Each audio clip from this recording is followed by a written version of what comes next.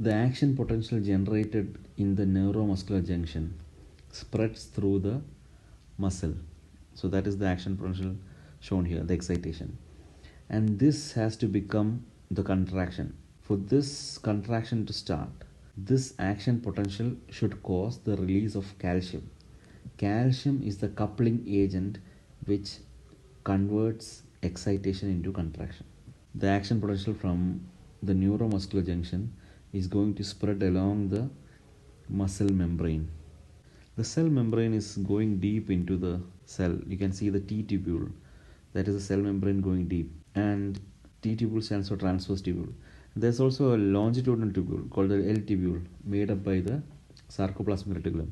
Near the T tubule, the sarcoplasmic reticulum is expanding to become the terminal cisterns. You can see that there is the voltage gated calcium channel, that is the dihydropyridine receptor in the T tubule, which is connected to the ryanodine receptor. There's a mechanical connection between the dihydropyridine receptor in green and the ryanodine receptor in purple. The ryanodine receptor is in the sarcoplasmic reticulum. In the sarcoplasmic reticulum, you also have the SERCA, that is the sarcoendoplasmic reticulum calcium ATPs. I'm going to zoom in the next slide. So here you can see on top you have the cell membrane. Above that is the ECF. Below the cell and in the cell membrane you can see the dihydropyridine receptor. Below that you have the sarcoplasmic reticulum, and in the sarcoplasmic reticulum membrane you have the ryanodine receptor, and you can see that there is a mechanical connection between the dihydropyridine receptor and the ryanodine receptor in the skeletal muscle. At this point of time, the membrane is negative, that is in resting membrane potential.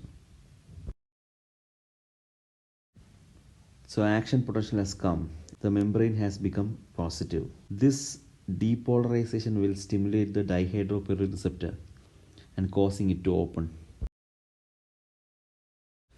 When the dihydropyridine receptor opens, because it is mechanically connected to the ryanodine receptor, it will pull open the ryanodine receptor.